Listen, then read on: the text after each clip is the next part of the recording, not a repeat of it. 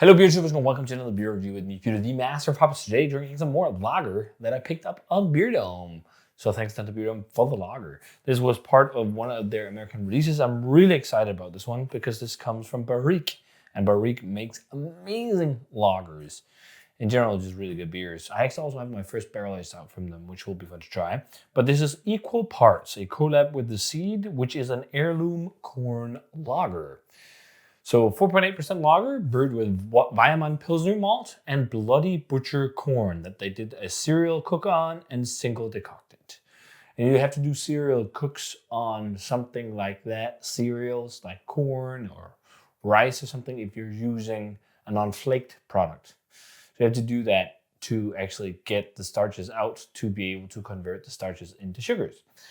And then they hopped it with Cascade and Halton Mittelfoy hops. So kind of like, I guess, well, it's a corn lager, but I'm guessing if you had to categorize, you'd categorize it as a Mexican lager maybe, because that's usually famous for corn.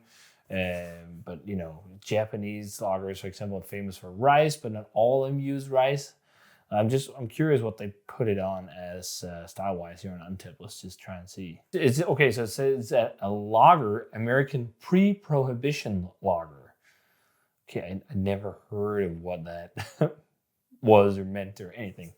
But anywho, I'm looking forward to this one, so let's check it out. So pour is a very beautiful golden hued color in the glass. Golden yellow hued color in the glass, like pin bright pale yellow because of the corn, I'm guessing. Frothy white head pouring out. Thanks, Beer Dome. Oh man. Get in my... I almost don't want to talk about this. I just want to slam it. Man, that smells fucking amazing. It smells like a West Coast Pilsner had a baby with a German Pilsner, like a corn macro lager type thing. The corn is really apparent. It gives like this sweet cereal kind of thing, almost like cornflakey thing to the beer. And then just like crisp, great Pilsner malt. And then it's like that super floral Mittelfoy that's just amplified with the Cascade, giving like really super floral notes, citrus twangs, and grapefruit.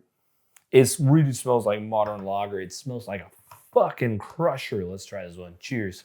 Can't wait.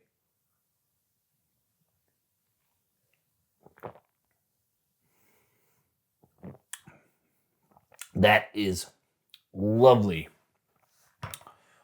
Wow. These guys are so good.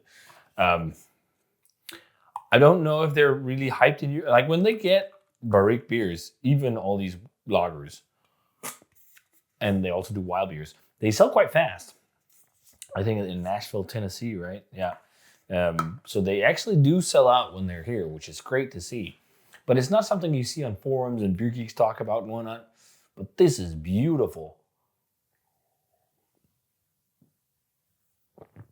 You can really taste it's a brewery that's been nerding lager.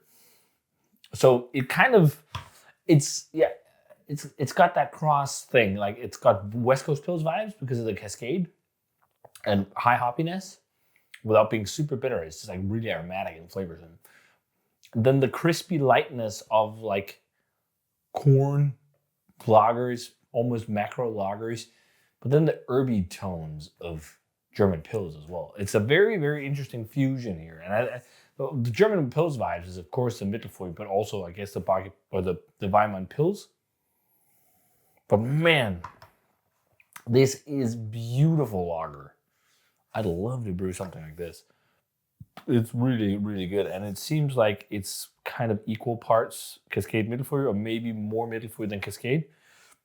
Because the Mittelfoy really gets to shine a lot as well. And there's a lot of hops in here. It's very hop forward, but I think it's maybe only hot side. It doesn't taste necessarily dry hop. But when you drink West Coast Pilsners, where there's a dash of noble hops in the hot side edition, you don't taste them too much. They're kind of like just a herby, slightly bitter backdrop because you have big dry hops. The corn gives a little bit of a slight sweet edge, but it's just got enough bitterness to hold everything in check here. This is beautiful. Beautiful, beautiful. This is my kind of crispy boy. I would drink this all summer long. Wow, these are good. See, this is what you do with these kind of, as a craft brewer. I love like being a lager producer, and you're like, okay, light lagers, corn lagers, all these styles are getting a little bit popular again. Let's just brew them better than the macros. And then there you go, you get something like this. This is really, really good. It's interesting because the corn gives a slight corn flaky and sweet flavor, but it's still it's not like too much. It's not like light and iffy and whatever. It has all the abundance of flavor you want from a craft lager. This is dope stuff, really dope. Really floral, zesty citrus, grapefruit, pithy citrus, supercharged floral, a little bit of green matter. Great. Super well lagered, super clean, and dry. Awesome beer. Wow, I really dig this. 94, something like that. I bet you when I'm finished with this, I'm going to say something else. And if I drank it even fresher, I would also say something else. But it could be a small world class. Otherwise, like a small 95. Otherwise, a huge 94. This is one of the best corn lagers I think I've ever had, where it's not trying to be a light lager with modern hops or anything, where it's trying to be like a corn lager with a bit of, again, all these things. I don't know. It's hard to completely decipher this one into one, but I guess they call it Pre-Prohibition because you used raw materials grown in the Americas for making beer, and not only imported grain.